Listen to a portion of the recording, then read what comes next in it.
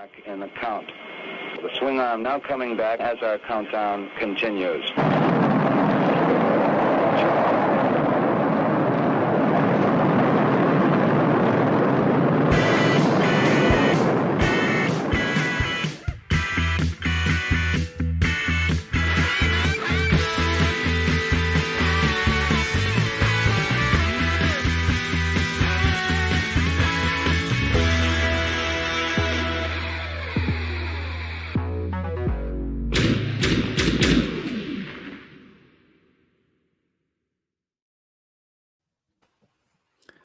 Good afternoon, everybody. Hope everyone's having a good Sunday. Heads up, I might sound a little funny. I can hear it right now. I'm a little congested. I am dealing with life and viruses and all that good stuff.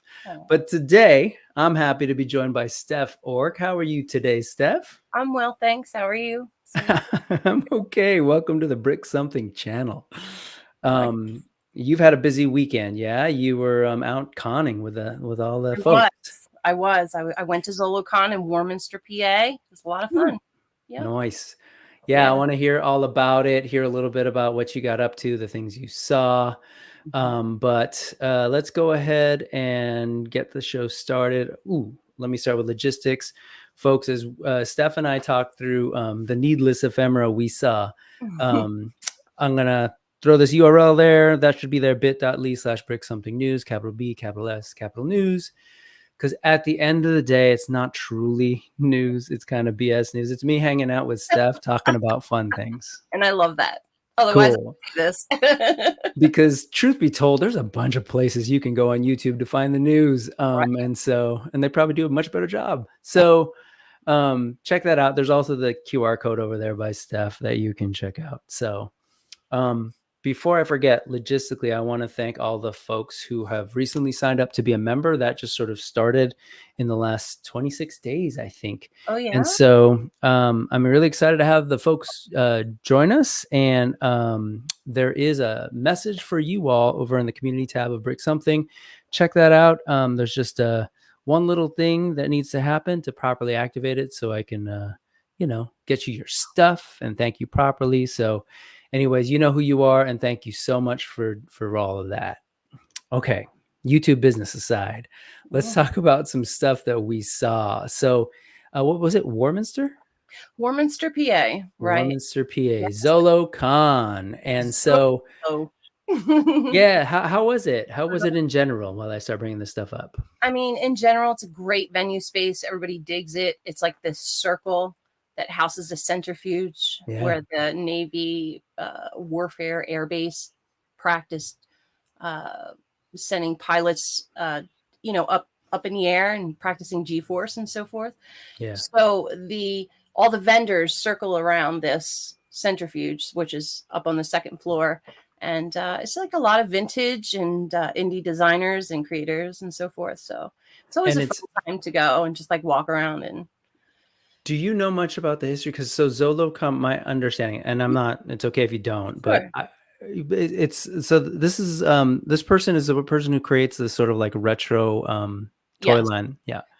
And so it started, but it never started as like an expo just for their stuff. It was always had other folks, right? Yeah, absolutely. It created a community where the, Four Horsemen studio attended and people dig it, It's a fun time. It's a good fusion of, I think, artists and, sort of like the garage sale toy lovers that show their vintage wares that you can sort of just, there's bins of like fodder everywhere if you're a customizer.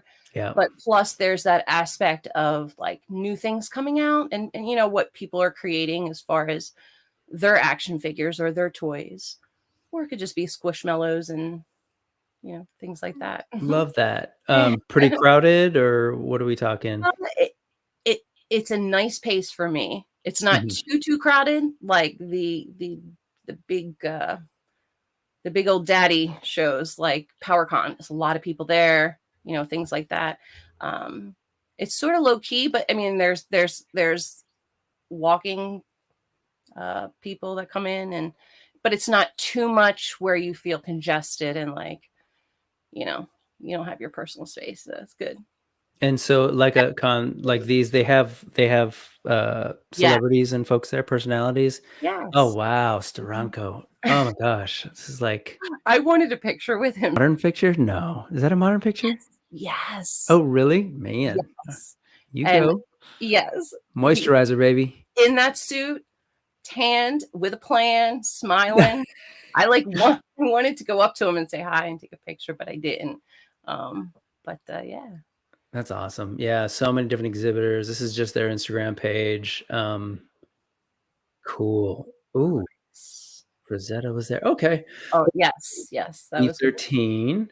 So actually, why don't I go ahead and say hello to the folks who are here, and thank you to everybody who's watching live. Thank you to everyone in advance who's catching this on the replay. Sunday nights, I know, are super busy. Trust me, I would love to be hanging out with Toy Habits right now, but I'm here hanging out with Steph instead. Woohoo! No, I mean that's the reality. And then there's going to be Jesse and Curtis later. It's just GDL. It's like it's a busy night. So I appreciate everyone who's here checking it out and anybody watching it later. So on that note, let's say hi, and then I want to hear a little bit about some of the stuff that you saw and maybe picked up. So first and foremost, hello, Eldor, Master Versal Toy Hunter. Good to see you. Look at this guy. There's this guy, Dave Orkin. He's saying, hey, hey. Moonshine Mel, hello to you. Highly Articulated. Look, sorry, we were on a Highly Articulated stream earlier, and they were having a hard time projecting, or what do you call this? Not projecting. This is my classroom. Sharing screens. So yes, thank you. The technology gods were in my favor today. Speaking of Curtis, how's it going? Curtis. Was he there? Did he go to Zolocon? No. Curtis is like Midwest. So oh no, that's a ways. Yeah. His partner in crime, Jesse, was there.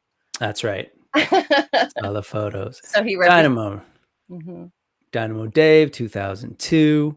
Star, always great to see you. What is this going to say? What? I think Brick's going to show photos of the things he. Yes, that's sorry. Yes, I am able to show photos. For some reason, it wasn't working for Adam earlier. Game Quest, good to see you. Joe Gonzalez. See, Joe's like me. We get to hang out on this side of the country while you all go hang out. And I know. I can't wait to meet Joe. I cannot wait to meet Joe. He's rad. He's going to Legion's Con. That's my plan this year. My plan is to go as well. So it'll be great to see everybody in person. Thanos Copter, hello. And again, thank you in advance for sharing the links today. Aaron Payne's Toys Sample, another channel member. Oh, I should shout out the channel members. My bad. Yes. So bad at this. Yeah, Highly Articulated, of course, a dope channel member. We've got, I just passed him, Joe, of course, Joe Gonzalez. Thank you so much. Seriously, like the idea that people would be watching this channel, let alone like throwing in a couple of dollars every month to kind of support is amazing. So thank you, Thanos. Thank you, Aaron, so much. We got Kenzo's Creations, another member. Look at that. Amanda, a new member. I appreciate that, Amanda. If I'm ever up in Canada, I will do a load of laundry for you. Promises. That's kind of my jam. I told them once on a stream that yes. Please. I teach. So my brain is often like way to up here. Incentives? So there's incentive. You incentivized? No, just laundry. For me, laundry is my it's kind of weirdly meditative and anyways. Interesting. I'm a nerd about many things. Ray, what's going on, man? Good to see you. Saying hello to you as well.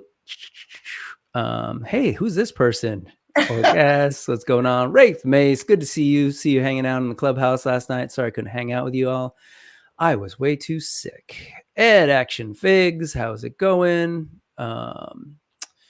See, this is the part I'm so not good at this, but thanks for bearing with us, guys. Carol, another member. Great to see you as always.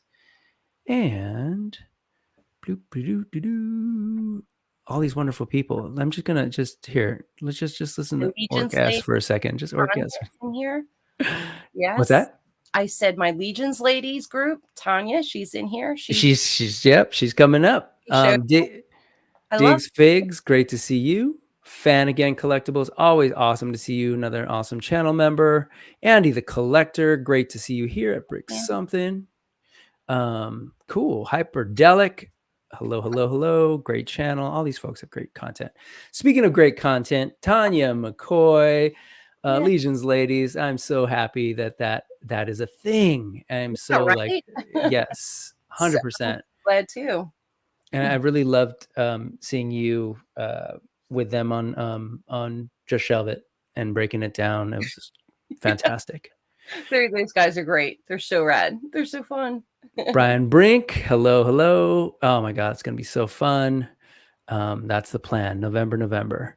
And I think I made it through. Very much super happy for everyone to be here. And Amanda, again, Adam wants to know if you collect laundry detergent. Is that how you... No, I just enjoy doing it. As Adam likes to say, you know, you're supposed to play with your toys. I enjoy cleaning my clothes. Okay, moving on. You can appreciate that. Right? Okay, let's go ahead and get started. First, actually, let's shift gears. I've got Chris here, D13, and I know he was there and you were talking about him as we were getting started. What were some of the things that you picked up and you got to see while you were there? Well, I got to see some of his newer prototypes that are coming out. I was originally a Kickstarter fan for his line, Biblical Adventures. And he has since then, right, that's one. And then we have one back here too. He did this day glow, beautiful, vibrant, sort of like reminiscent of the 80s prototype, you know, what they would get back in the, you know, it's just like whatever color they get to show you the prototype is what you got. And I like the mix of what he has here. But for every con, from PowerCon to Legion's Con to this con, he has released a figure right behind here. You can see the sort of GID injected pink, and there's glitter sparkles in some of these demons with wings. So they're a lot of fun. Yeah. They're good.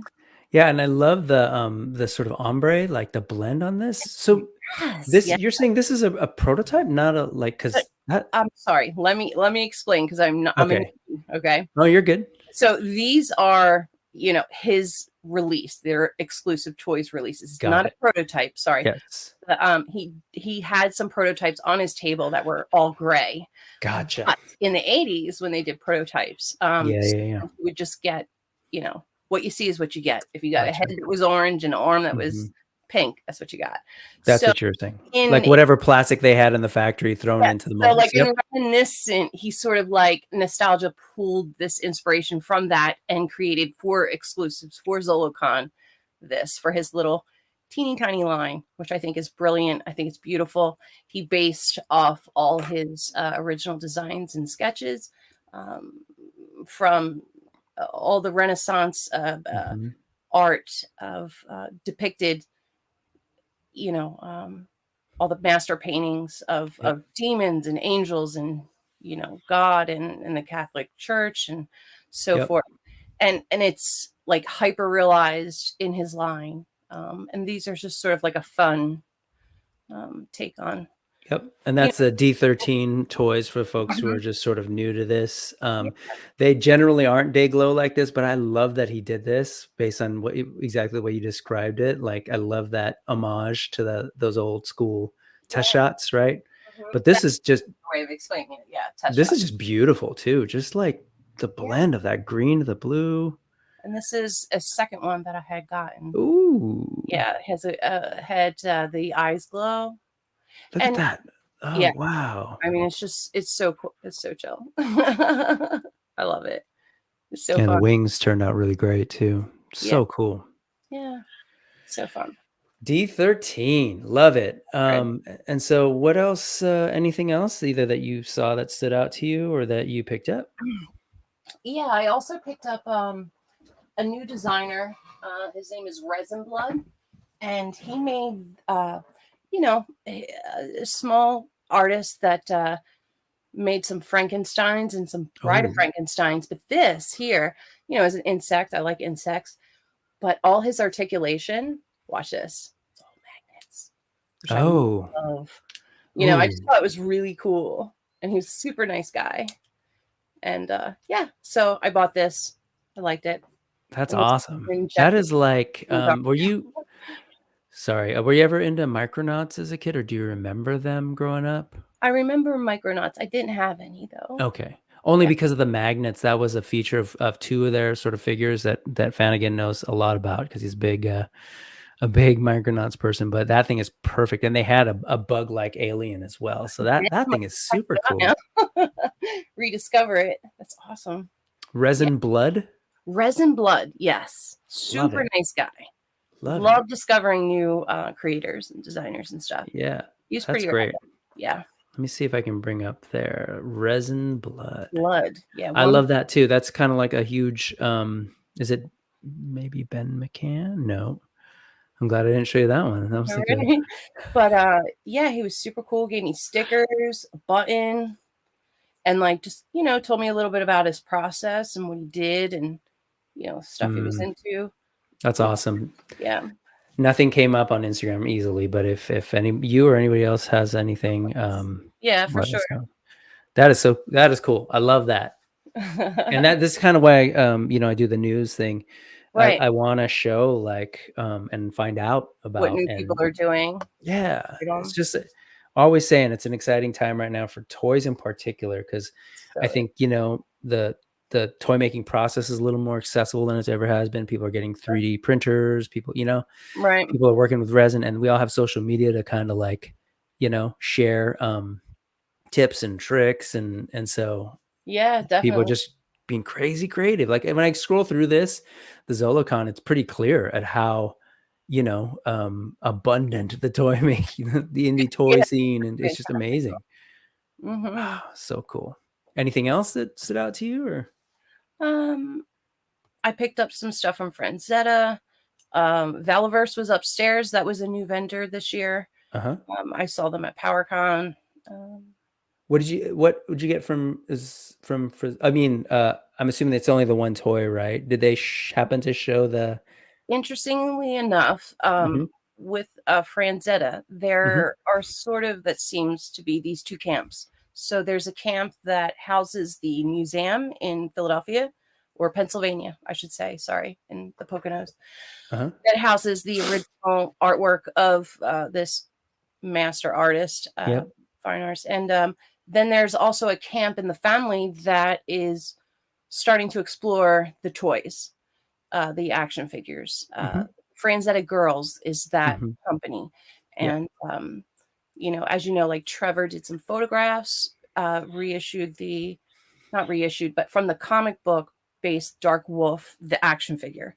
Yep. So here at Zolo, that was not represented. What was represented was, you know, some of their art, and I bought a mouse pad, and there was a couple, I believe an exclusive, but it wasn't the Franzetta Girls and the articulation and stuff that I like Oh, personally. gotcha. You know, Thank you for breaking that down. Yeah, that yeah, makes sense. Yeah, I've heard a little bit about the sort of like, as you say, two camps. I'll leave it there right. too, within the family. So And I yeah. normally wouldn't ever even say that, but you know, I had asked. I said, Yeah. you know, just out of curiosity, because there was a few figures there, and you know, it was clearly, you know, that's that, and this is this. So it's like, okay, cool, you know. I need to get to that for Zeta Museum too someday. That If thing. I go on a date somewhere, I got to get there. It's only like an hour and like 10 minutes away, I think. My wife and I did a date night. Was it last weekend? No, I think it was the weekend before. And we ended up at a bookstore, and you know, kind of on doing our own thing. And I ran across that giant new Taschen Frazetta Oh, sort you of. did? I just looked at it. I can't. It's like $200. Oh, I was going to But ask. no. Has it? Was like, oh, I should go look at it, because Taschen always makes the best art. Yes, that used to be another one of my Passion. weaknesses. Yeah, Me too. books, and Taschen books in particular, design books. But yeah, that thing is amazing. So Sweet. anyway, very cool. You said Frazetta. What else did you mention? Oh, you mentioned Valiverse. Did you grab any? Was that you said? This time, but friends of mine did.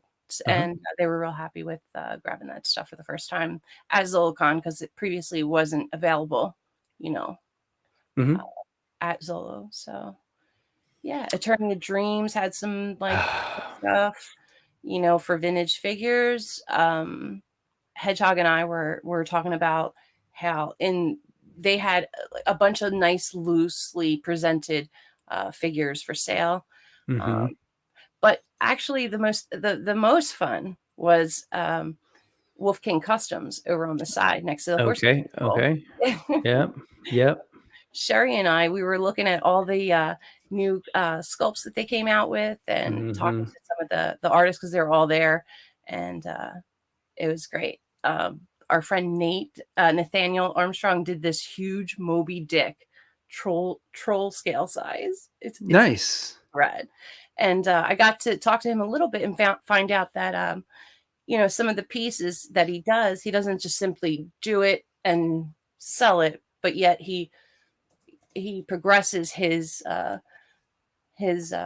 creation over a year or two. So it evolves. So the same picture that I took of a Winnie the Pooh character that's troll size 2 years ago looked completely different. So it evolved, so it's neat to see that. So that's awesome. New stuff that he's working on. See, again, it's so cool. Like, that making, parts for Mythic Legions, right? And then they can exhibit and fully show their own wares, and what a cool time. It really is, for sure. Like Len from Wolf King, he featured some builders of Legions, and at the price point, but he also included like some custom heads to get people, to inspire that creation in others, which I can appreciate. Awesome. What about these guys, Four Horsemen, which I know that's actually how I came across you, is just through the Cabal and sort of seeing folks in different streams and stuff. We have a shared love for this toy line, and you mentioned this early on before we started. So you grab one of these. Yep, right here. I believe I have one as well, waiting for me. You got one? Someone grabbed you one? Has one in Florida, yeah. That's nice. Yeah, that's what this was this something, were you aware of this figure? So for those of you who are maybe unfamiliar, this is the Four Horsemen did this sort of special exclusive for the con. Well, at least this version that you're seeing here is the exclusive for this convention, and then they're going to release the figure with minus a couple of the pieces that came with this exclusive later. But it's an homage, and if you're at all familiar with this, back in the day, I remember seeing this figure and a bunch of these figures. I'm fairly old, but when I was a kid, Masters of the Universe, awesome. Right. And then all of a sudden you'd see like they look like Masters of the Universe, but it wasn't quite it. But yeah, would buy it because it was at a better price. It's so wild to me that these are a thing. I mean, really, what? But that's rad, though. It kind of tells the history of what was there at the time. Yes, so they made their own tribute to this like vintage warrior beast figure, and I don't want to say knockoff because it wasn't. It was it was another toy line that looked very similar to Mattel's. Today might be a different story, but this, there was only 2 back then, so we got to give it grace. These were the warrior beasts, and this was Skullman from that, and there were 2 different variants, and the Horsemen did this awesome figure using their toy parts, and created this. So awesome, and it looks great in hand. I mean, I don't know. It does. I'm going to ask you though, are you opening yours? Oh yeah. Yeah, I generally open everything. I know there's part of me that says I shouldn't, like, but no, I do. I mean, that's what they're there for. I couldn't live with myself if I had a toy and didn't open it, at least to play with it. Fun. What I really are you thinking about it? Hey, Chubsy? Yeah. I mean, I'm definitely thinking about it. What I like about it is just the colors are fun. It's red and black, of course, my favorite colors, but has a little soft goods in it, and also has on the skull, which I love skulls. Yeah. Like this, it's not really depicted so much on screen, but it's almost like cement or stone. you know, Uh-huh. like carved. It really, they really did a fantastic job on that. Like you can The body or the skull? the head, Yeah, the this one. loincloth, Yeah. you know. They do such a great job with and what I like about these tributes is I feel like that often for them, it gives them the license, kind of like Figure Obscura does, to Yeah, kind of like experiment a little bit and play with palettes and yeah, sure. finishes. It's got to be fun. I mean, come Yeah. on. So that was rad. That was one of the many things that they had, but also, oh, so here's the studio, took their trip out just like you all from Jersey. Right, right. And that was a scene. So they're kind of in the center. I guess this is that. You say the way you describe this, Mm-hmm. all I kept thinking was, again, back in the day, I think it was Moonraker when James Bond was in that thing spinning. Yes, that's exactly what it is. There's Yeah. like arm and this like bubble. Mhm. Oh, I mean, you could get into it, but it's nice that they kept the museum quality of the event space. It definitely makes it, But as soon as you walk in, you walk upstairs, walk in, you see the Horseman table in full effect, and it's pretty rad. They had a lot of stuff. So how were the lines? Pretty good? Pretty. Lines were good. It kept it moving. They always keep it moving. But they had a lot of stuff that people weren't able to get previously, at conventions. So Oh, there was seeing a few this. carts going around. Yeah, I got the Alithia deck. I haven't got a skate deck in many moons. Okay. Yeah. Oh, look at this stuff. So fun. Were there any like figures that surprised people that were on the table that you heard of or saw? Or? Well, I mean, like Valiant Knight, they're featuring Mhm. completely, the first time to sell because Yep. it's sort of this new innovation that we're going to see in the upcoming releases. Yep. And, I have an argument all the time with my husband, Dave. I'm Mhm. like, why didn't you get it? It's like, I could literally put him on his tippy toes and do a ballerina pose and it stays, Uh-huh. and I'll just leave it there and it'll never fall down and attack somebody else. See, you got it. Yeah, you got to get that out. I did. I still haven't opened it, but yes, I do. Yeah, my brother picked that up for me in Florida a couple of weeks back at MegaCon because I'd missed it otherwise. But so that was cool that they were there. But while they were there at the show, meanwhile, in the online realm, they're also doing an in-stock sale. So this is a thing that happens every February. Mm-hmm. And this is actually when I got my very first Legions figures was in an in-stock sale. Oh, Just, cool. had been watching for the longest time. And finally was like, yeah, you know what? Let me just go grab a couple. Mm-hmm. And they were builders. And, it's so funny. I like knew very little about what was going on. Just kind of like seeing these things, heard people talking about them online, but didn't really have a sense of like that these were figures with less paint and all that. Because when I got them, I was like, whoa, these are amazing, which only, Right, made it right. that much better when I got You even can't other. differentiate between Yeah. the regular releases and they put as much care into the Yeah. builders as they do, the other figures for sure. I didn't get anything. This was yesterday, 11 a.m. Eastern, earlier for me over here on the West Coast. But did you end up grabbing anything or?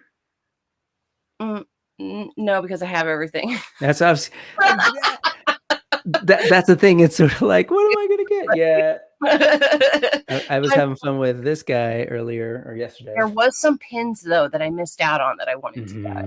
The faction pins. Yes, Mhm. yes. There was like 9 sets of like these the faction pins, and then there was a second set of 2 pins, which is sort of like a newer faction of the Division of Light and Dark, sort of being the gatekeepers of certain figures that don't necessarily fit in specific factions, but a general overall of good and bad, which is cool. For I an think I've seen example, that. no, yeah. My friend Brett was able to pick up those, and I like the design that they did for them. Yeah. Very cool. Mhm. I was thinking of getting another Various, but I'll wait. I'll wait. Maybe if I go to Legion's Con, if they're still around. Yeah. If not, so again, it would be my second. So it's not like Oh, I shouldn't admit to that here. Real it's quick. okay. Hey, Keithlin. Hi, Keithlin. How's it going? And Carol saying they just had to add Vorgus Vermilius 2 today. Oh, to the shop.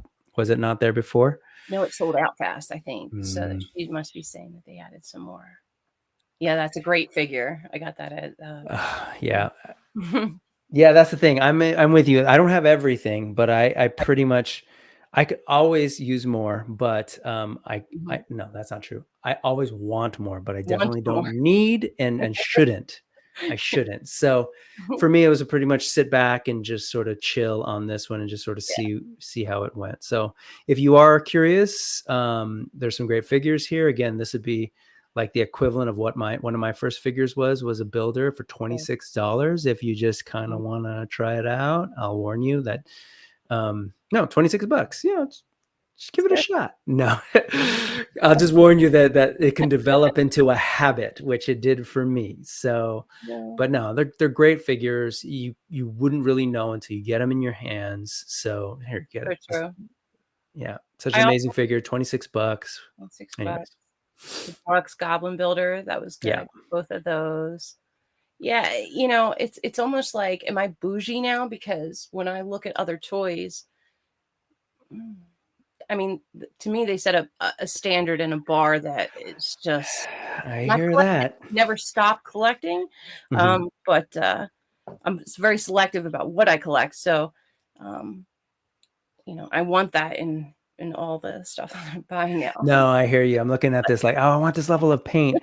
And then, there's other lines that I like that have better articulation or whatever. Like there's different pieces. And then there's other ones that are frankly like, oh, that's nostalgic for me. So like there's toys for everyone, but I hear you in that in many ways on sort of different elements, I guess, of action figures. Four Horsemen spoils me. The evolution of the action figure, as a history as a whole. And it just so happens that some of the stuff that I see, I do like in this, so. Backing up for a moment, Game Quest is saying he really wants that 4-H Skull Man. Yeah, exercise patience, and you're going to have to miss out on that alternate head sculpt. It's a great one, but, that's the thing about these Legions, though. I just feel like every time they show us something new, it just gets better, and there's going to be more. So, I'm not at all trying to talk you out of buying anything because, of course, great support the studio, but just wait a couple of days. Something else is going to show up. Yeah. And sure. And what's good is they entertain, all of it. You don't have to love everything. You don't have to love all the knights. But if you like the bad guys, they got the bad guys. Like some space stuff, you got that too. So what's up, Rick? Grab the Valiant Knight and the Reinforcements Vampire. Yep, that vampire is really solid. And I love that head sculpt. Someone of Vorgus. And Curtis missed you. He says you are amazing and said I missed seeing her in the gang solo. Curtis. Yeah. I just figured you'd be there because Curtis is everywhere. I know. All right. And there's great figures all around. Let's go ahead and see what else. So again, they were at Zolocon. They did this big online thing, but just last week they also revealed the Four Horsemen Studios revealed some great new retailer appreciation wave for 2024 figures. And I'm starting with this one because again, nostalgia. First like human cosmic legions, dude. Humanish. Sorry. Okay, he has green. He has this bluish green. Yeah. I mean, I don't want to get too sensitive because that's a sensitive subject. I think that's come up with me. And well, no, I'm joking because one time Curtis and I were on Legion's class, and I think we went a little too hard on the no humans in cosmic. No humans. But that said, like this thing, this head was one of my favorite Mythic Legions heads or like action figure sculpts ever. I really love that head that came with totally blanking on his name, but gold lion dude. Is it from Ludicius? Blade Yeah. line of the game. Oh, Yes. yes, That's I okay. probably wrong with that. That's okay. Spit it out. But I love the sculpt and seeing it painted this way. It's so cool how like that It's it can completely completely take a different, yeah. And we've heard a lot about this already if people have been watching other streams or checking out the news, but the character name of this is, if you can see it here, Fisher Rice, and he is ready for adventure because he is based on an adventure people little 3.75 Fisher Price toy back in the day that pretty much, if you squint your eyes, that's what this is.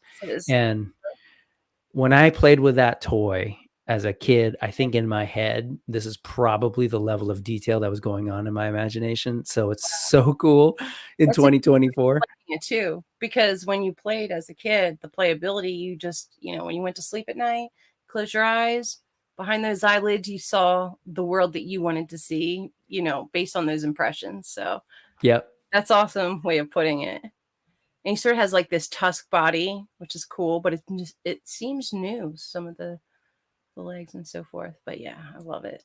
Yeah, here's the name, Goldius Leonidius. Yes, that's it. It's Attila. Thank you. I thought it was something like that. Yeah. But I just love this. I was really into it. Yeah. Sorry, was that? I'm sorry, I spoke over you. This new color and paint scheme, just the paint, I had no idea. It is Attila's from Aether Blade, the War of the Aether Blade line for the video game. Like it looks gives it a whole new look, right? That tusk mask, look at that. Yeah, the tusk. Now, I want to ask you something real fast. Yeah. So it seems like, okay, so like the gauntlets, right? It's so seamless. Go back to the one before that. It shows like it's like in the gun, like it's like gauntlet gun. I love that. That's hot. Right here. Yeah, it totally looks like it's just one piece, right? One piece, yeah. And it's that same gun that we've gotten a couple of different times, but again, the paint on it's so different. Yeah, just the accents. Yeah, it makes a difference. It's a little detail. Yeah, I've got the sort of unpainted version right here, and it's cool. There's so many like cool little sculptural details that you can highlight with paint. That little yellow hit is perfect. Anyway, if you're new to the sort of Four Horsemen thing, so the Four Horsemen usually will make their figures available direct from the studio and then send them out to the retailers. And so it's a little bit different. And because of that, they they want to honor the retailers by giving them sort of things that are exclusive to the retailers that the studio does not sell. So that's what these figures are. Here's the other one that was the second to last one revealed, the Undead of Vikenfell. Yeah, really cool sculpt. These are some of the new skeletons coming with the Necronominus wave. Yeah, that's hot. So good. And that head, that tattooed head, oh, so damn good. So those were definitely the two that were the most exciting to me, just because they were like totally unexpected, whereas the other ones are still cool. But these next three are all figures that we've gotten, but these are the retailer versions, these sort of like variants, right? So this is the ghost of Jacob Marley in a very Scooby-Doo look. I love the colors, and I love that they've kind of gone this cartoony kind of. What was the difference again? Remind me on the retailer version of this. The regular one is transparent pieces with a light paint that is definitely less saturated. Okay. So it's still on the bluish side, but this one definitely has that really like bright pop. I don't know if you remember the Headless Horseman. Yes. The original Headless Horseman was like semi-realistic. I say realistic because it's all fantasy, but more photorealistic. And then the retailer wave was very, I keep saying Scooby-Doo because it was like purple and green and glow in the dark. Vibrant, saturated colors, a little glow in the dark, injected. Yeah. Okay. And that's what it seemed to be consistent, at least with this figure. That seems to be the style. And I saw Mythic Customs, Jeremy Gerard sort of talking about it. And like, yeah, that's kind of a direction they went. He said some really fun things on that stream, by the way, that I'd love to share with folks here. Because he said there was a reason that they went this way and didn't go transparent Okay. because they have plans. So there was that conversation. They had plans that I can't mention now, he said, that'll be apparent. And I was like, what's that about? And then in the same note, I'm not saying that it's connected to this, but on the same note, he was also talking about how these were very Haunted Mansion inspired. And I'm a big Me too. Disney nerd. Yeah. For those of you that watched the stream last week, so my brother was on with me, which is awesome. And he works for Disney. He's an Imagineer. Awesome. And so I have to watch that. So I am especially a nerd when it comes to Disney, Yeah. largely because we get to go for free. So when we do, So awesome. I say that all the time because honestly, if I had to pay for it, I'm not sure how much of a Disney parks fan I have could such be. more of appreciation, you know. Yeah. Get all the seats and you get all the details. No, this is so fun. I need to have my own that I can open up and play with. Look at the paints on these, so gorgeous. Even though this is it's basically a repaint, it's so cool the way it's done. Very different from the other. Same goes for the Mask of the Red Death, where we've got. I want to get this guy for sure. The retail version. I was looking over my shelf to see the clock. Yeah, the black soft goods, the body change. He was really my favorite. I mean, in its simplicity, a lot of people may not be gravitated towards this, but because of, it being inspired by Edgar Allan Poe and one of my favorite stories, it was just a beautiful thing to be released. So great. Like, who would have thought that we would have, gotten a highly detailed action figure like this based on a Poe story? Like that's the times we're living in. It's so cool. Right. Like secretly, I have that like gothic romantic heart I don't tell anybody about, but I was like, oh, really? Look at the grandfather clock, all that stuff, I had a Poe obsession in high school. Everybody, I mean, I think in some respects, a lot of cool kids do. Yeah. Awesome. This is so cool. And just, again, it's a repaint of the original, but as you said, it's deceptively simple. Because even the soft goods, what I really appreciated about this thing is the sort of like the stitching, the level of detail in the stitching. It's just so cool. Yeah. Dramatic. Yeah. And then last but definitely not least, Sun Wukong, who was my one of my top figures of 2023, the original version. This is a sort of a golden version, right? Sort of the golden fur. Most of the armor bits are similar with different paint hits for the details. And then there's that sort of green beads, but still just looks amazing. I love how they didn't differentiate between the two figures. They're not complete opposites. They're not this, obviously ridiculously different version, but just more of an embellishment, enhancement, saturated, like, those hints of highlights and stuff really do make it appear different. And it wasn't until I really looked at the photos that I saw that. Translated. And that's the thing. If you take a look at all these things, there's just so many variety of what the studio is doing, and the fact that they can go back and do a retail appreciation wave and bring back some figures that people might have missed, or if you got them already, they kind of change them up. I think, Curtis, this is per our conversation earlier about the humans and cosmic thing, but I think he sums it up. Different strokes for different folks. I hope every fan of 4-H gets something they like, whether it's mythic or cosmic, aliens or human. Yep, tech or barbarian. And I think that's the strength of this line. Like they're getting like, not this line, the studio, because they'll create a whole other line so they can do things that they can't do in mythic and cosmic, and give you, the Edgar Allan Poe fan, a Mask of the Red Death figure, or like. Something to be warned though, like, I'm like, when I originally started liking, I'm like, oh, the bad guys, the Scullys. I love the Skulls, I love the vampires. But then I'm like, it just opened up my imagination again that I lost as a kid, and that's what's rad about it. That's awesome. I love that's it. Golden right there. And sort of, all that stuff. Knights. Dark Knights. Let's see what folks thought about the stuff. So Chris is pointing out that was the Adventure People homage. I had the original with a little ship, and it had this cool little like hose thing that you could have, but it was a stiff piece of plastic, so he could actually be like he was floating. Wholesome Warlock is here, giving you lots of purple love. What's going on? They were in full effect. That was part of Zolocon. I didn't mention the Purple Gang Gang. Yeah, Purple Gang Gang. Yeah, they were in full effect. They did their live as well. And you had your hair. Was that because of the Purple Gang Gang, or was that just? Of course, I had to dye my roots. You know, the lady can't show the grays, so we did purple. Let's see. Was thinking Rick Jones was saying I was thinking Attila would make a good Space Marine type hat. Absolutely, it's totally got that grunt look. But let's see. Saw Robo talking about it. Love Robo. Did you miss the punk talk? No, you did not. But it's there. Punk with toys. Who's a punk with toys? I have to subscribe to him.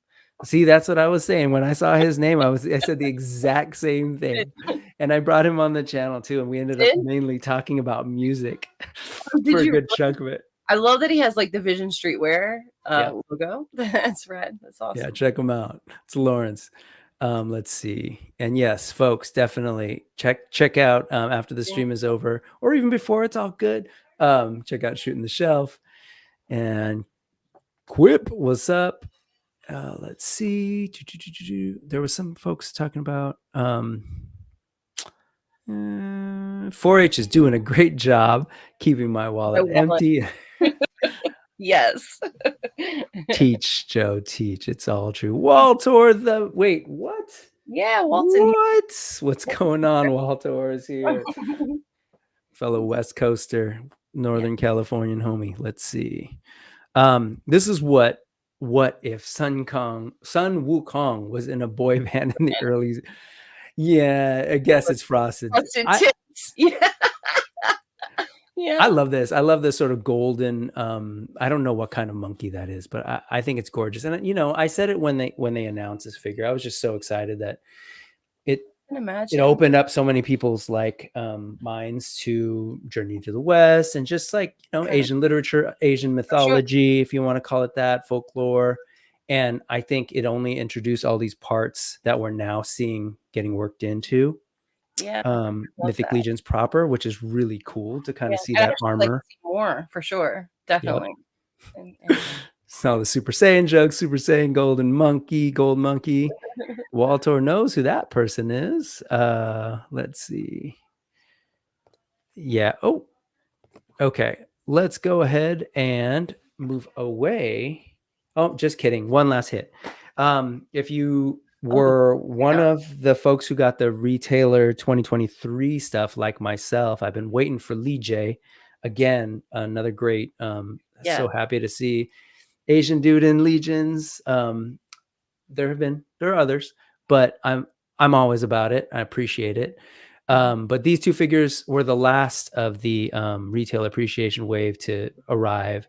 So they're in the studio. They'll be hidden. They'll be shipping those out to the retailers. And so it looks like we're looking at a March 6th street date for these to be shipped from whatever retailer you ordered yours from. So look out for those on the horizon. Man, toys are. I know. Okay.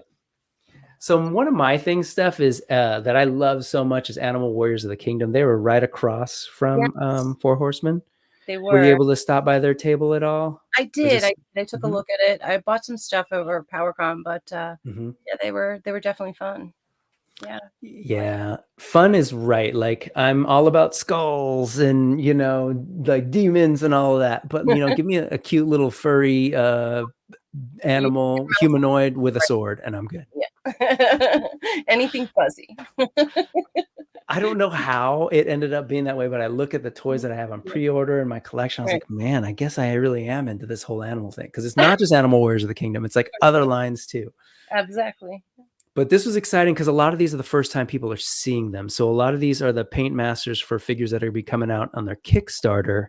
They're doing another Kickstarter to launch this wave because of all the different tooling and the different bucks. And also it's marketing. It's all of that. Right. So their second piece that they're doing of full. Okay.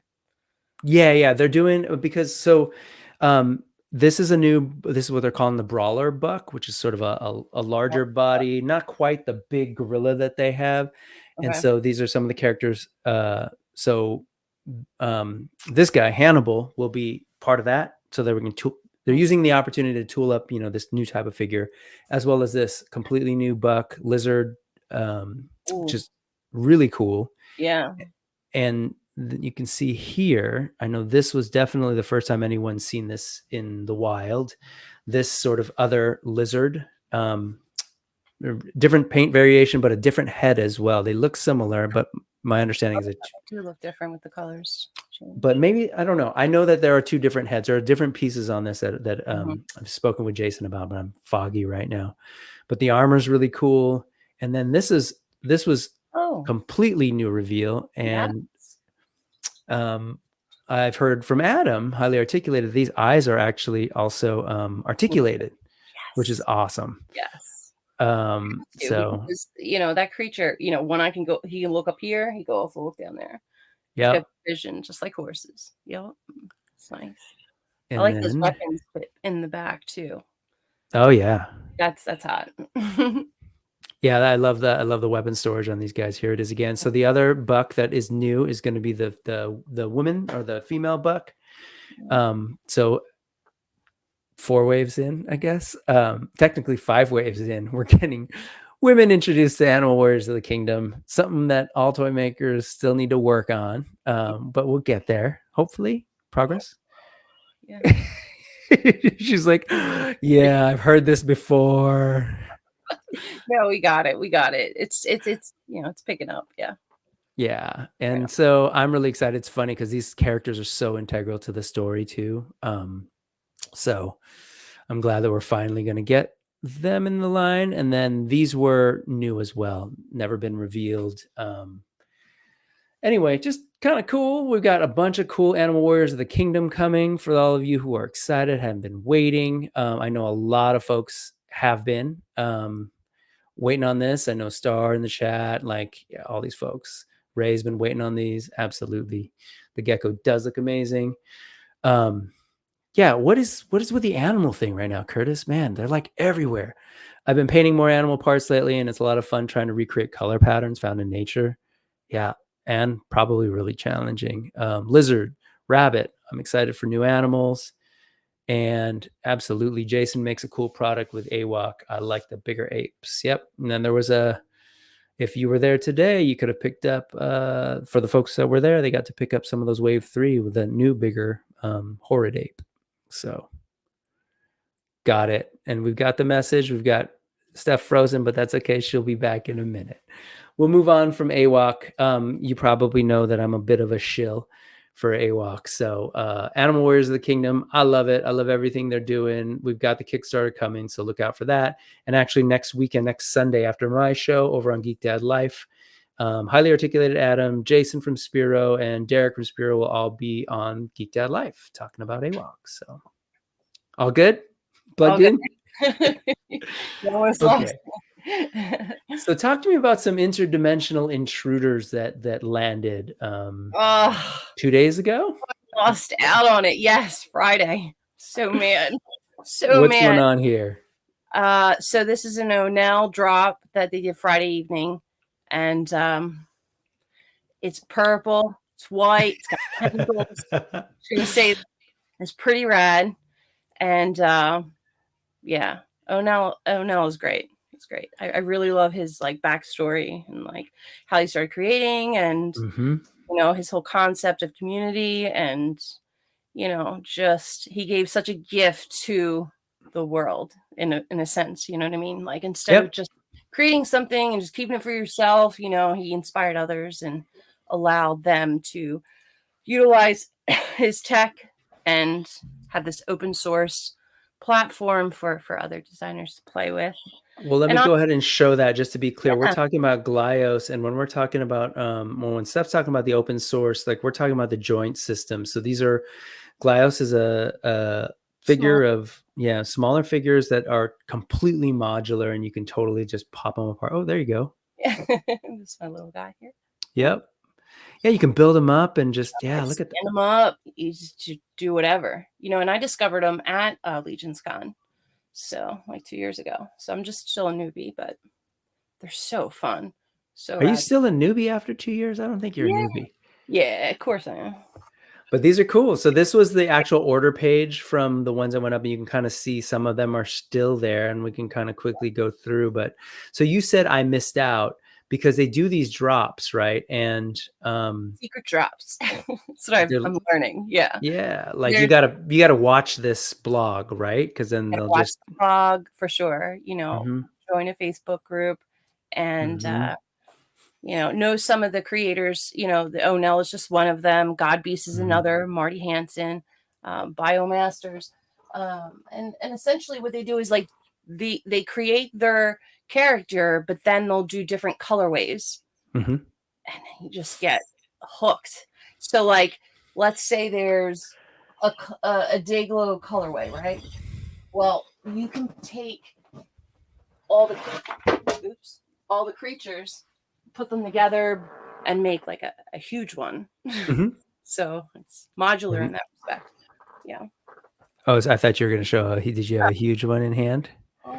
Oh no, I see. But yeah, it's like this is right up my alley, as is Mythic Legions for the same sort of feature. Which, if folks aren't familiar, originally Mythic Legions was going to be based on these Glyos joint system, and they eventually kind of went their own way. But you can pop these things together, and I'm a big Lego person, so just piecing things together, making your own creations is right up my alley. To me, it's not completely different. It's just a different scale. So they embrace the same concept, the community as well as the tech, and simply just did it different scale, 1/12 scale. 6-7 inches. You know, human. Whereas these are nice, but these are also great to display. They're a lot easier to, you know, it doesn't take as much real estate per se to have them. So. I love those. Look at all the detail. Are those? Yeah, those are just. I completely just enjoy. Oh, look at that. This is all you know. This is all, you can change it. You can put it on all fours if you want. And all their parts are interchangeable. Yeah, that's the beauty of it for sure. Across the line. So good. Yeah. Oops.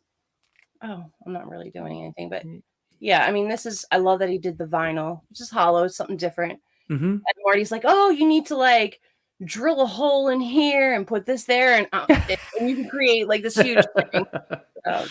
Yeah, I guess as long as you have the right size hole, you can sort of create new ports, right? Yeah, exactly. Oh, very cool. What was pretty funny, reminiscent of Legion's Con last year. So I was able to catch up with Marty. He lives on the other side of the. Yes, that's the. Oh my god, I need to get that. So what's nice was we so spent much detail in that head. Putting together a build, you know, a rig that he had sold me the year before, and it was all this like clear, GID like clear translucent figure, but it had so many parts, and it was like this huge build. And I went from like beginner to just like putting wings on things to doing this build. I'm like, you need to show me. So he actually took the time, 3 hours Saturday night to like 2 in the morning. And he's like, I can't believe you got me doing this. He's like, all right, you got to heat the holes. I had to go grab my hairdryer from the room, and I'm like, okay. Yeah. But it was, and we got to spend some time together. So there's a channel, it's Bat Bomb, and then there's another one that I watched their stuff and look at all the Glyos, but I just have to admire from afar. But I love the creativity in this. I love the idea of an open source system that someone created for others to kind of play in that sandbox and create all parts for. Yeah. So yeah, these went pretty fast, huh? Most of them. Within an hour. You can only buy one. Yeah. Like $20, $4 ship. Yeah. And that's amazing. There's a bunch of different. So can you buy one of each, or of each design? You can only buy one. There's a drop. There's just one you can buy. Oh, I see. Yeah. And when I caught up with George and Diego, they were just like, yep, at dinner time, we were all just trying to get it all. You know, just making sure they try to get it in time. So that was well. There's the fun thing is there's also comics, so put those in the links that are sort of like scrolling on the bottom. Check out the cool little stories that are coming with them. So anyway, that's awesome. Thank you for drawing my attention to that, because I never know about these drops, so I just kind of like wait till people start talking about them I'll have online. to send you one. I'll send you something. Tempting. I'll get you hooked, right? Oh man, they're so cool though. I grew up with Muscle back in the day. The little, Yes. I still have my whole collection here. No, and you don't. I do. And you have them displayed? No, I don't. They're in a box. I was trying to actually sell them to somebody at the Super 7 store a while back, and then just kind of forgot to follow up.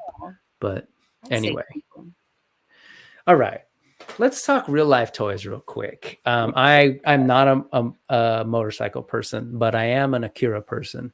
And so Did you say Akira? Yes. So this is a person essentially trying to mimic the Akira motorcycle in real life, but with an electric, fully electric cycle. Yeah. This is Bell and Bell Artworks, or Bell y Bell Artworks. And yeah, they built this thing. Again, we're talking about so sweet. Indie toy makers to like indie bike makers. And so amazing. They revealed this a couple weeks back, but I've been watching this sort of progress. And then oops, that's the same link. Here it is on a test run. Right? Oh my god, that is so awesome.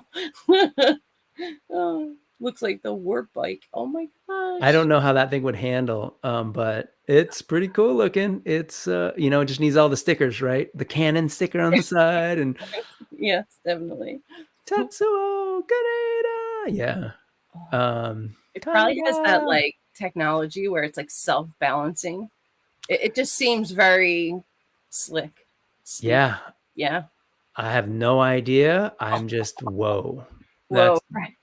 Right. So anyway, that's a toy manufacturing and design on a whole other level. But I love that, like there was this thing that we grew up with. I think it was 80s manga, 90s. No, I think the anime was also. I want to say the anime might have been the late 80s, but in Japan. I don't know if it made it to us. I didn't see it until the 90s. Akira. Yeah, I was definitely 90s. Yeah, in high school. But anyways, people are like, it's still super iconic. This bike is super iconic. And people are like, I want to make one. So my hat's off to people. This caught your attention earlier when I had it on the screen. That is like you're teaching me something. Well, this is new to me too. So the artist is Skinner, whose art you might be familiar with. And so this is the House of Gog makes statues based on other artists' work and brings them into 3D. So this thing is 17 inches tall, 17 inches deep, and 12 inches wide. And it's based on a 2D piece of art. Let me show you what that actual art looks like. This is the 3D. You can see it in scale with the person. This is not new. This is last year, I think, was solicited, and I think they're starting to ship, if I understood. But honestly, what you're less showing about the buying. Blowing my mind. Like I literally doodle and find images of things that are just so crazy. I can't even post half of them. I love that this is like a temple, and then just like the figure, it's just like blood going down. It's just like so awesome. And it's got that like, all those little details, like in the vein of like an old puss head drawing or something. There's so many little details, and you're staring. Yeah. You knew what that was. Yep. Yeah, no, totally. This is the stuff that I was drawing on my Peachy folder or trying to, right, back in the day. But that was the original art by Skinner. And then so this is their website, and this is why window shopping is important, folks. Just like it's cool, you know how many Legions figures that is. But anyway, it is a thing that if you have the means, by all means, go do it and invite me over someday so I can look at it. But it's a gorgeous piece of art. And so like I love seeing, because you're taking this thing that's in 2D and then you have to figure out how does this work in space, right? So I love that it's a collaboration between these artisans and this artist. Do you think this is vinyl? Does it say? I'm just curious. It does say, but I don't know. Let's see. Just curious. I'm sure it is. Bay Area. So yeah, Skinner is here from the Bay in Oakland, and let's see, it is polystone resin. Okay. 150 units, hand signs. Yeah, I mean, it's a work of art. It literally, I mean, all of these things are Yeah. works of art, right? But I'm talking like a limited fine art object for your home. And I love that they take these pictures like this and like give us all the fine details. And the way it's painted is still has that like 2D style. That's cool. important too, to translate it, to see it in 3D, but have that 2D. You see all these little strokes, right? Like you see the hand. Yeah, I'd buy this. I would buy this for sure. Anyway, House of Gog has a bunch of stuff, and if you go down, if you check out they've got so much like this. So this was the beautiful colors. Temple of a Jupiter, no, Relic of a Jupiter Tomb was the name of the original art, and this is, you can see them being produced in the factories. But it's funny when we say factory, right? It's the same with Four Horsemen. Like I want to be a fly on the wall because I'm looking at what they're able to achieve, and these folks are like, they're doing it. Yeah, like mad talented folks in the factories. Like 7 in like unison, like all the painters. You know what I mean? Because a lot of the toys that we buy are hand painted. Yep. Think about that. Yep. So for their shift, they're sitting there. I mean, that's beautiful. That's so beautiful. All the little eyes on the bottom. Yes. Just exactly what I would like, right? Look at this. Woo! Yeah. But just super inspiring, you know, like beautiful, but just even as an object to think like humans are doing this. You got some of the pictures from the factory. Look at that. But I mean, like, like big up to these folks. Like they work really hard and produce some amazing stuff. So anyway, that's the House of Gog, just more stuff, and we should probably keep it moving. Here's that order page if you're, oh no, that's not that one. Okay. Again, I'm a theme park person. I don't get to do enough Universal, but apparently this is new to me, but apparently in Beijing, in their Universal Studios, they have a stage show that features life-size, like How to Train Your Dragons. Like, what was his name again? Oh my gosh. Is his name in here somewhere? Is anybody here? Somebody in the chat, help me out. But damn, this thing is fantastic. Oh, see, Dave is familiar with Skinner. Power metal bands. I figured, yeah, I can see the influence. Anyway, this is fantastic, and the rumor is that they're going to bring this to the States in Florida. There's a new Epic Universe park that's being built from the ground up in Orlando. A new Universal park that they're building out there. And really? So, I did not know that. They're saying that this might be one of the things that they bring over. What? That's insane. Look how like animatronic like the eyes are and the wings. What? I know. This is like our action figures like blown up, right? Look at that. Right? All life-size dragon on the stage. That's insane. And Universal, I got to give it up to them. Like Disney has always like just been top notch when it comes to like their tech and everything, but Universal has been. Universal slays it for sure. Yeah, every time. All the Harry Potter stuff. When was the last time you were there? I've only been to Universal Studios. I've never been to Universal Orlando because see my earlier reference about getting into parks for free. You need to stay over there. Well, that's the hard part. It's like when I look at Universal, especially with kids. We're like, yeah. Oh my God. But this is fascinating. That's all. I'm amazed by this, and it just makes me, hungry for some Mythic Legions dragons, but that's a whole other thing. Yeah. You can see the whole show on YouTube. It's all there if you want to check it out, but I just wanted to share. Do you have links for these in the thing? Or you will? Thank you. Yes. So all of those are down there. They will be down there. Check While it we're out. doing this live, Thanos is putting them into the chat, and then they will be, as soon as we finish, I can upload the Awesome. links. So Cool. yes, How to Train Your Dragon is dope. Even though I couldn't remember their names. Okay. Sebastiano, is a designer who folks are probably familiar with if you've been in Mythic Legion, into Mythic Legions and Mythic Legions custom parts. And Maestro Union, that my favorite figure of 2023 was a Maestro Union Blade Master Wang, the tiger. I don't know if you're familiar with that. So that was one of his designs and sculpts.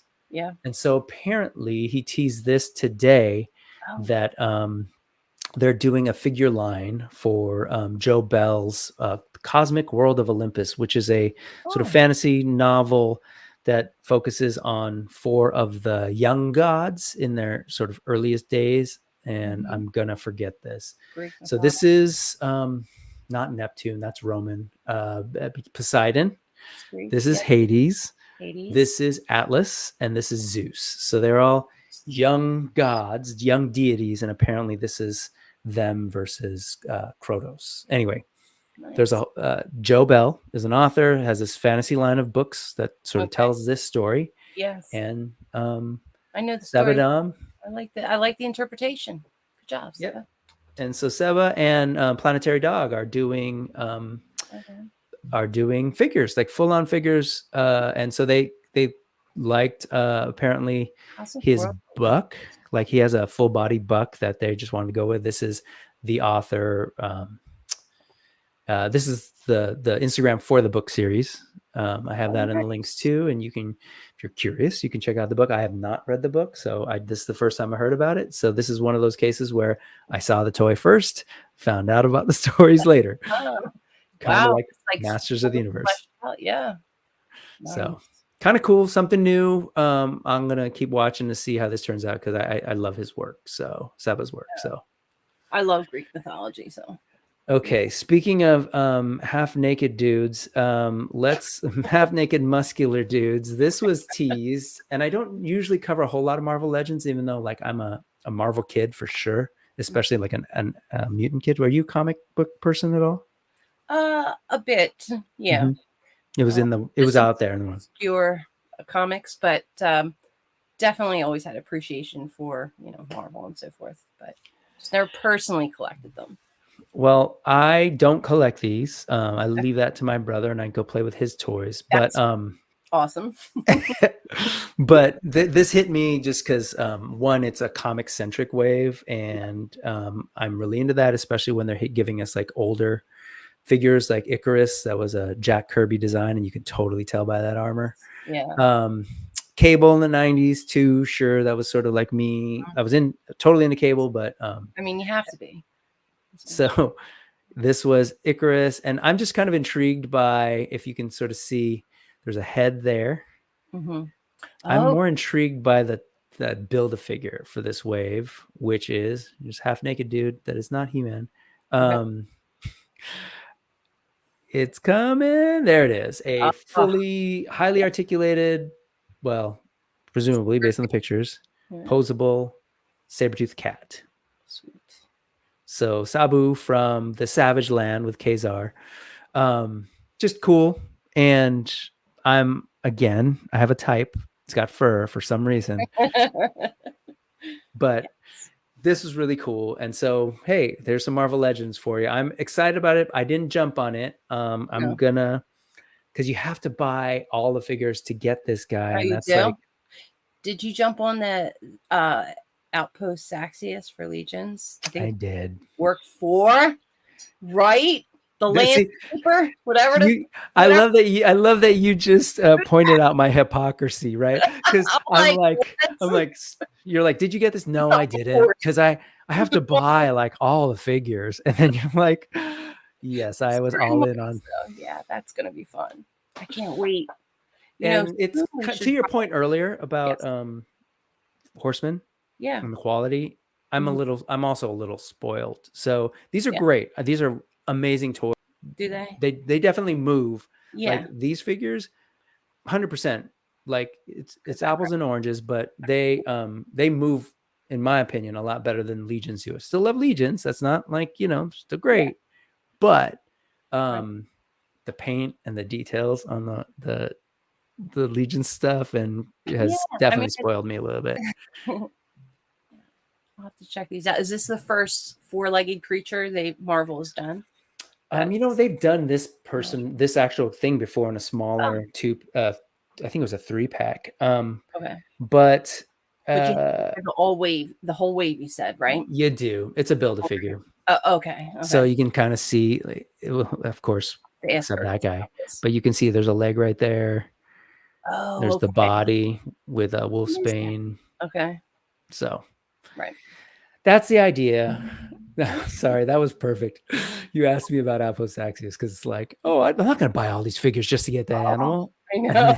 I know. It's so but good. I did go all in on Saxius. But anyways, I'm glad. Speaking of tigers, it. or not tigers, but 4-legged felines.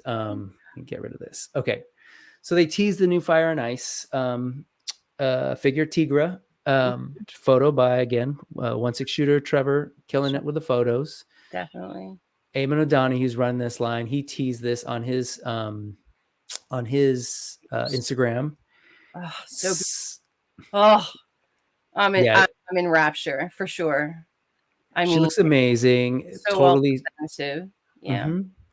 Again, I was looking at that Frazetta book the other week, and just, man, I was looking at the art, and I really appreciate how they've tried to translate that in here. Definitely, they've leaned into the Ralph Bakshi cartoon, so the overall style has that more illustrated look than, of course, the Frazetta paintings, which are very painterly. Sure. But she looks great, and my only thing is, my understanding of what I've been hearing folks talk about, I think Trevor even said this, that maybe in that this Shaitan, the panther, is not articulated. I'm noticing that now as I'm looking at the head, because when you looked at the new bear head, it had like a few different. Yeah, it's just one solid piece. I'm assuming that the arm, like the legs below the breast, those are probably articulated, right? I kind of caught the tail end when they were talking about it. I think it was on Bill's. I think from what I could tell, again, I didn't go back and do the replay. Maybe if people were here, they can tell us, but I suspect that it's not articulated. They said it was $70 for the 2-pack. I don't think that's going to be an articulated figure if that's the case. Exactly. It is a prototype, so who knows? But I think they did say that the girl Shaitan is she's articulated. She's got that waist cut there, and do you have the Dark Wolf figure at all, or have you handled that at all? Yes, we do. Yeah, I have it too, and I really enjoyed it. Definitely, it's not it's not double jointed and all of the things, but he moves really well. First figure, I mean, it looked good. I think it translated well on film. As far as people who took pictures of it. I do like them. I'm interested I'm very fascinated to see what else comes out with Instead Girls for sure. Yep.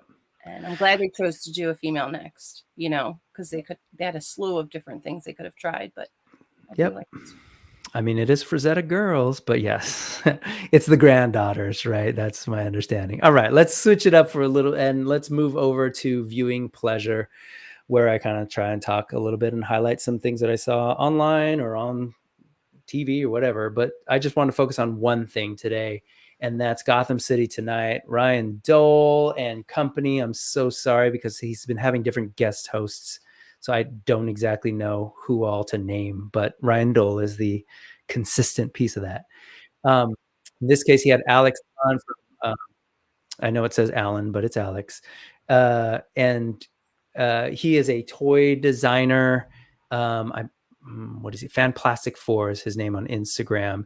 And so they did this whole stream about Marvel versus DC. And towards the end of it, they were kind of like talking about a mashup. I don't know if you're familiar, but at one point, the one time, and it probably will never happen again, DC and Marvel combined forces to take their characters and mash them up. No, they didn't. What was the year? I'm just curious. Amalgam. This was like late 90s, maybe 90. It's like when PC and Apple came together for like one Yeah, yeah, sure. Right. Okay, got you. I like that. I like that. Yeah, there was something in the water when people were trying to work together. But they came up with these, and so they started sharing their characters, and I'll share them here real quick. So he did sort of like concepts of them, and I really, if you're into the comics and know these characters, it's perfect. Like the way they took characters and combined them. Because Amanda Waller and Nick Fury are like, oh yeah, of course, Winter Soldier and Red Hood, Red Hood. So Harley Quinn and Deadpool, just fun. And so cool combination of like, check out the stream because Ryan's always great to watch, but also just the content. If you're a comic book nerd and loves Marvel and or DC, especially if you love them both, you'll have a blast. The Doom Patrol, which is very X-Men, and it's, so Doom's awesome. And just gorgeous art too. I'm really digging these doodles. Yeah. So loose, right? I love it. The gestures are there. Speaking of great art, okay, so I guess we should probably move on to, this is technically not that. This would be eye candy. Nate Barch. I know you're familiar. He posted this a week ago and was like, man, I really need to get back to my own personal art. So this is something that was 6 years ago when he kind of created this little. You do neat. Yes. It's good. It's healthy for the mind. Absolutely. It keeps you. And just great to be creative in those different ways, right? It's one thing to do, the studio's work or any other paid work he has, but cool little character. And I would love to sort of see what's in Nate's brain and what, Sure. For sure. Cool little. It helps him with his future projects. That's what he needs to do that. Yep. He doodles all the time. My father doodles all the time, so I'm used to, like, when they're just sort of just playing and around it for ideas. So that's great. It's definitely bright. It's dark. Yeah, extreme dark. Oh, definitely check out that Gotham City night for sure. What's up, Ray? Good to see you. Also, friend Zach Kinsella, friend of the channel, just homie online. He's been in this X-Men kick right now. I think he's warming up to the new X-Men cartoon that's coming out, X-Men 97, and so he's been going through some fun, obscure characters. But this one hit me because I don't know. There's something always about Nightcrawler, the blue devil Catholic guy who deals with all sorts of guilt. And I like the two toes. Yes. It's great. I love it. Just, if you haven't checked out Zach's work, please do. Amazing artist. Does his own comics too, original characters. So check him out. Mindy Lee, I learned about Mindy Lee's work through a Masters of the Universe Revelation comic that she did. But recently she did she's sharing this on her Instagram. She did a Harley Quinn cover, which is awesome. And, I love artists because she's just like, the expression like in the face is very captivating for sure. Yep. I love it. All the dynamic lines, everything. And I love the way it's painted to that background and just, it's so gorgeous. Nice work. And then she shares this as well. She says, my brain went way beyond the scope of the job. I'd say. It's hard for me not to design them as a pair. So basically, she couldn't just do Harley Quinn. She had to do a Poison Ivy as well. So this was her take on Poison Ivy. That's totally unique, glorious. Love it. And hey, we got a new member, and I appreciate that. There's some Nepo stuff going on here because this is my brother. What's going on? Good to see you. Thank you for that. Absolutely, Ray. This thing is amazing. So if you haven't seen her Masters of the Universe stuff, I really love what she did with those characters as well. This is the Harley. Yes. Gorgeous stuff, man. Harley Cosmonaut. Yes. Red and black boot. Ooh. Yep.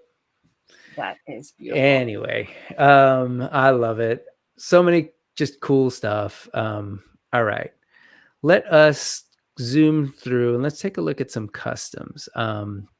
And just It's not necessarily because you're here today that we're only going to look at, mainly going to look at Legions, but Oh, we frankly, are? like, well, You don't Legions say anything. customizers, like, it's just in their own little category, you know? Like, I think Yes, they people are. love the sculpts so much Like, because they look are so awesome at that, like, like, Purple Ork is on the Shadow Ork. I mean, oh, is that the Star Wars guy? Brick, yeah, is it's a that dewback. Star Wars? Woo! Do you know River Swift? Oh, this is Rivers? Yes. I love his stuff. And Rivers got me to buy a dewback Well, 2 years ago after seeing his stuff.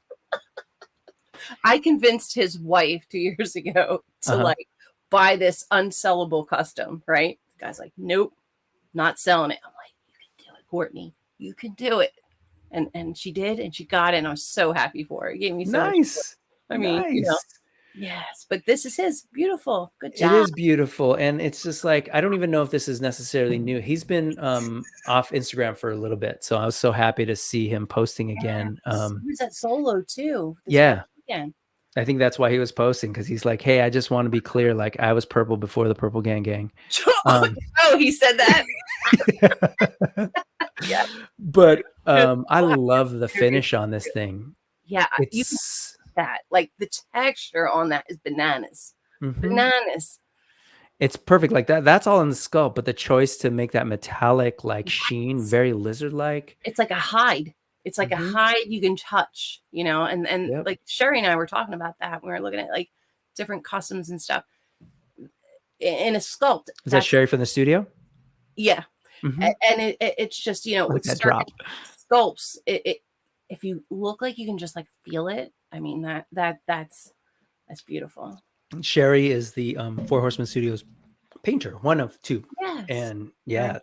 if anyone would know about painting textures, she'd be that person. Yeah. I love that. And then this is all from the D20 Wolf, which I have. So I love that. He just has a really cool mind for putting these things together. I love the Great. colors, like the contrast of the brights and darks. Yeah. More color. This is War Weasel 83. Do you remember Battle Beasts back in the day? And like Glyos like size toys that big? Yep. These guys down here. So these are the Mythic Legions customs versions. Wait, okay. So they're the Mythic Legions custom version. Okay, so I see. So you'll see like this guy right here is this is what he'd look like in Mythos, I guess. Oh, that's so fun, right? Okay. There's the shark, and that's the ogre scale shark. And so he's been working on these. Clearly, he's got an itch to scratch when it comes to Battle Beasts from childhood. Right. And so here you go. These are the Rams. Oh, great choices in parts too. I love, again, shout out to the continuity of the color wave. You know, it's continuous throughout, like what he's presenting. It's cool. It's good. They used to have these little symbols that you would, like reveal. It's basically like a rock, paper, scissors type game. Anyway, but that's such a cool looking, like, regardless of the Battle Beast thing, right? Yeah. And aside from that. And what I appreciate, especially from customizers who are doing Mythic Legions, because we don't, with the exception of this latest wave, I feel like Poxis is kind of like opening the gates a little bit more to color. That's right. Facts. Yeah. But so when I see like Legions like these painted up in like bright colors, I get kind of excited. Yeah, me too. Definitely. It's a good observation. Got some just more and more. This is a skunk and a weasel. Oh, it has like the Vorga. Look. The Vorga. Yeah, you can see the pieces, right? Yeah, you can see them in there. It's so cool. So you're saying, correct me if I'm wrong. So the little guys, they're little guys for each of them? No. Sorry. Custom. Back in the day, they were in the late 80s and early 90s. They were little toys that were about the size of Glyos, is what I was trying to say. Like muscles, a little bit bigger than muscle. I got excited because I have a couple Glyos. Well, that's the thing. I'm pretty sure that in Glyos, people have made tributes for sure. Yes. That is sick. Look at that, man. Yes. And of course, I don't know if Walter's still here, but of course they had to play with a troll, make the giant elephant. So That's Cool great. stuff. So much talent, man. Like, and we get to see it all. Yeah. All right. Let's see. What was going on? Oh, are you a Star Wars person? Yeah. Palpatine. This is a head to toe, completely custom figure that this person made. Centerpoint Studios, new to me. I didn't know who Centerpoint was, and this is something that I saw. That, again, just we're in this age where people can make these things now, sculpt them. Yeah. With a full-on, like, you know, Palpatine and Sith version too. That is cool. I often wonder if I were a younger person now, What would you if think? I would have. No, more so like back in the day, I used to mess with figures and, you know, customize them. But now, like, since this is more of a thing, I wonder if that's more of my play pattern would be. I don't know. Yeah. Anyways, whatever. It's just cut Barbie's hairs off and balls, and I would switch them up. It's just ridiculous. And I was defacing everything, but you know, because you're taught not to do that. You're taught not to, you know, deconstruct things and so forth. So, did you watch the Barbie movie? I did. Okay. There was that. I mean, I love that they acknowledge that part of the play pattern too, of people like totally just messing with them. And exactly. Yeah, definitely. What's funny is that my husband watched more of the Barbie movie than I did. Oh, really? Just and then that's what I liked about the Barbie movie, that it's sort of translated to, you know, the opposite sex, you know, just different thoughts and feelings. You know. Oh man, thank you so much, Lawrence. We've got a Punk with Toys. That's a member of the channel. I appreciate that so much. Yeah, I gotta work on it, man. I gotta figure out how to tell people more about what's going on. I'm still newish. I'll help you. I'll try. Thank you. We'll get anywhere, but we can try. Check this out. David Williams, man. This guy, like, who's that? Who's David Williams? Tell me about him. One of my favorite customizers, because he hits an aesthetic for, like, I'm just like, whoa. Yes. And I'm really into Zelda. One of the things that stood out to me the most about his work was his Zelda. So here's spoiler alert. He did this a while back, and I love Legend of Zelda, Breath of the Wild. He was super into it as well and lost many hours into the game. So when he ended up taking Kalazir and turning it into the centaur, cool. That alone is amazing. But his palette choices, I don't know how intentional, if he was trying to hit a Zelda aesthetic, but this is for sure with David. He's brilliant for sure. He just rocks it every time. I always get, you know, I haven't seen this yet. I know, right? Yeah, it's just was this week he shot this out? This was this week. I love the combination of furs, and I love the dark body, like the gray, dark gray body. Oh, it captures on film very nice. Yeah, this is very Ganondorf style colors, Lionel. Anyways, those are all Zelda nerd things.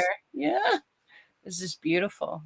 It tells a story, and that's what I like when I see a custom. You know, what story does it tell, right? Yep. See, I'm not the only one. Look at that. And these are like other ridiculously talented people. Anyways, great stuff. David Williams, ridiculously talented. This is his awesome link. I'm so into this figure. Skelisauria, another one. But he took this rhino from Zezre's studio, which I've got the 2 Minotaurs coming. I love the way those look. When I saw the rhino exclusive, I wasn't super into the head, and I actually like this solution. I think he did he's painting them, but he's choosing which parts to combine, right? I gotta hide those. If Lemmy from Motorhead was an orc, this is what it would be. Straight up. Ace of Spades, yeah. Right. the look too, that like the expression too. Fantastic. Can't wait. We got him yesterday. Cool. Yeah, mine are at my work probably. You can deliver to your work? What I do. Good job. Anyways. Oh. Yes. Okay. Okay. Let's start closing out. This is the That's What's Up section, and so feature a little bit more on like one designer, a bunch of pieces by that designer or artist or whatever it is. So M for Miniature works in a different. You can kind of tell already. Works with Barbies. I And dig. He takes classic portraits, black and white. yeah, Yeah. yeah, kind of. I mean, some of them are more portraits, and you'll see. Yeah, absolutely. So this is James Baldwin. Like I'll say, I'm super excited. I was at in our local Target right now for Black History Month. They've got Barbies that are like these historical figures, and they're awesome. They're like they're really cool. But I gotta say, M for Miniatures choices of which characters to feature, I resonate a little bit more with. So James Baldwin, I appreciate that someone took the time to make a James Baldwin out of a Barbie. Yeah. I love that someone went in and did Josephine Baker in Barbie. Yes. Like these are figures that I'm like, okay, these are I didn't know this thing existed. That's Jimmy. It's got to be Jimmy, right? Yep, we got Hendrix, Jimmy. Yeah. That's beautiful. That's really neat. That's a nice niche. Nina Simone. Yep. What? We got Nina. How did you know? We got Nina. Oh, so fun. Wow. They keep coming. We've got Ella and Billie Holiday. Yay. I mean, there's only so much you can do, I guess, with the faces as well, but still, it's cool. But yeah, it's the jewelry, it's the costuming, it's hair. Very good. A lot of time was taken. And then just to end, it's funny. It's like, hey, Black History Month, but it's cool. Let's go with Vincent Van Gogh. This is not in a Barbie doll, but also just really cool. So he M for Miniature. I don't know who they are. So they are just doing some really cool work, and I appreciate the the characters that they choose to represent. I particularly I appreciate. So pretty dope. Wow. And of course, last but not least, me. What do you mean? You? What's up, Steph? So why don't you tell folks a little bit about like say?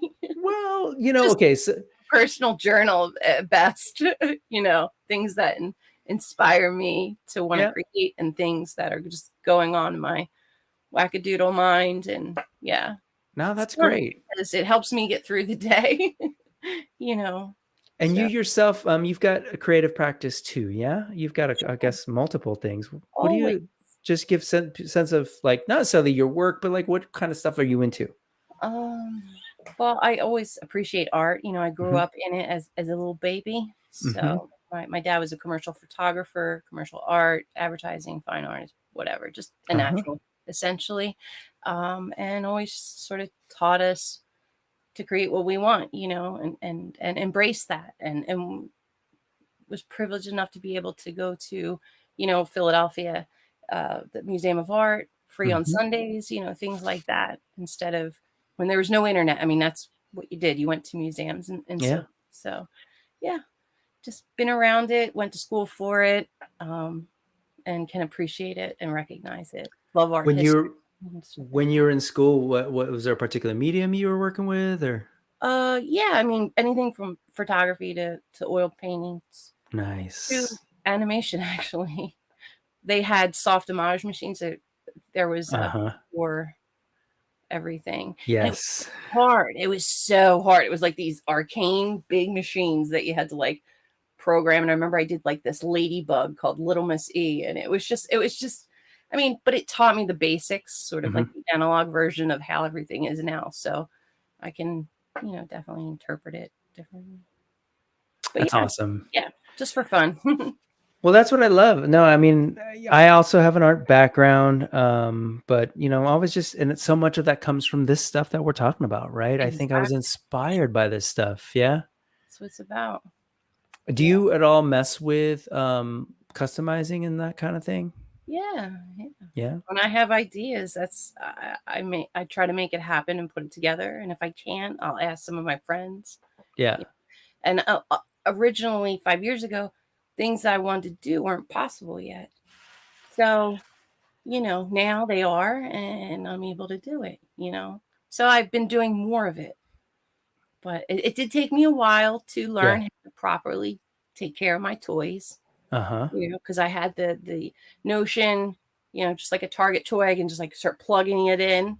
And then if it broke or whatever, I didn't break too many, just maybe one. But after that, I knew what to do. And now I'm a lot more confident in popping and swapping and stuff like that. That's awesome. And is that the kind of thing that you're going to be sharing with folks, you think? Or is it more like for yourself? For me, I think I like to explore newer ideas. You know what I'm saying? Yep. Things that maybe haven't been touched upon, or if a new release comes out, like some of the female cosmic figures. If I'm inspired by that, like what would I, do differently? Not that it's bad, but just because I was so filled with all, made me want to think of something new to make. And that's fine. It shouldn't be seen as negative, I think. Yeah. That's awesome. And so that's the thing. I love just sort of meeting fellow fans, but finding out that we have like, oh yeah, we got the same art background, or we're into this music. And it's funny to sort of see, like, obviously there's a lot of variety. It's great people. I'll tell you something funny. So I told Nate Barch something. I saw something that he had doodled right online, and I'm like, what? I was like, I gotta contact him, right? He drew this like creature, and I immediately recognized and identified with it because it's like my spirit animal, and it's a local folklore, so to speak. I'll leave it at that. So I just, the point is, I emailed him like, did you know you drew you doodled one of these before? He's like, I had no idea that this is what it is. I'm like, yep, it's from Pennsylvania. It's this folklore, and this is the creature. And yeah, I guess I'm not sharing it because I was thinking of maybe submitting it. Nathaniel Armstrong was trying to ask for ideas and stuff. And I think this is going to be my submission. Okay. Yeah, fair enough. Keep it under the hat, and maybe we'll see it. We'll see it soon. One of it is that the community is up for sharing and collaborating, that kind of thing. No, absolutely. And I think that's what I'm loving about the show. I get to have folks like you come on, and we get to just hang out and talk about toys, talk about motorcycles, talk about Barbies, whatever it is, and just like geek out for a little bit, have some fun, escape from the madness out there.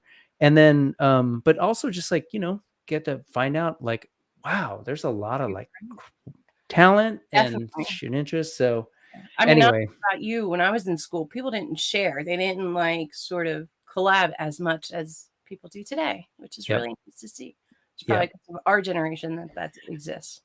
Yeah. And I think obviously the tools have allowed it and encouraged it. I mean, let's be real. Like here I am like, oh, I'm got a like little TV show that I'm going to just look at other stuff.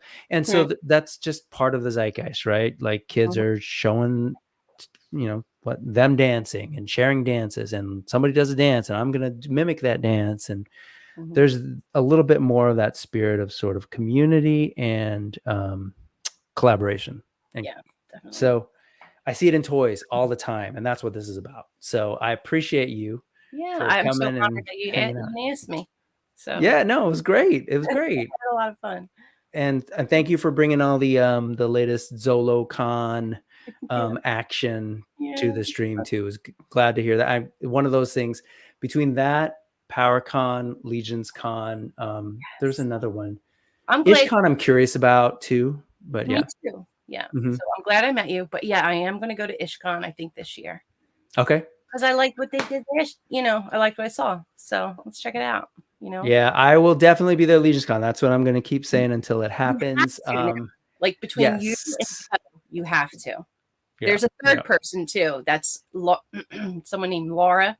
I won't say her last name, but these three people need to come. Past couple of years, I have not seen them, and I'm just like, you guys are so great, and I'm glad that you invited me because I had a chance to meet you, you know.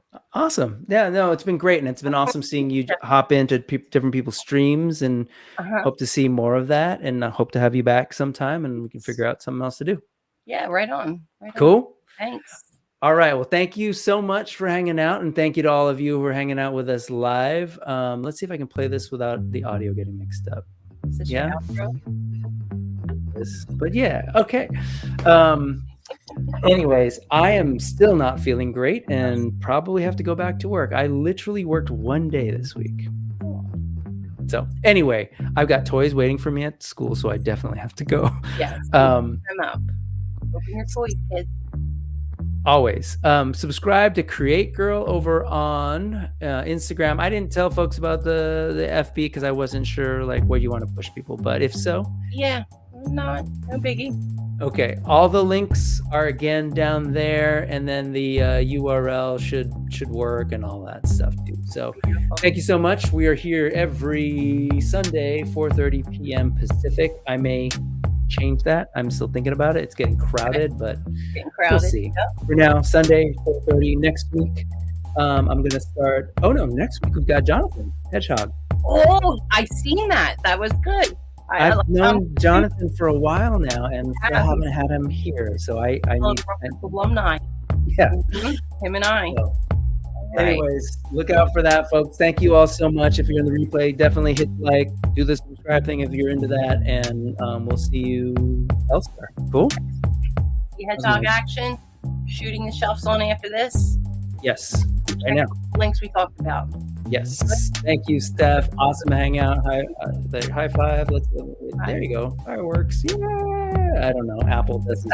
I don't have none of good. Thanks, folks. Have a great week. All right. Bye. Awesome.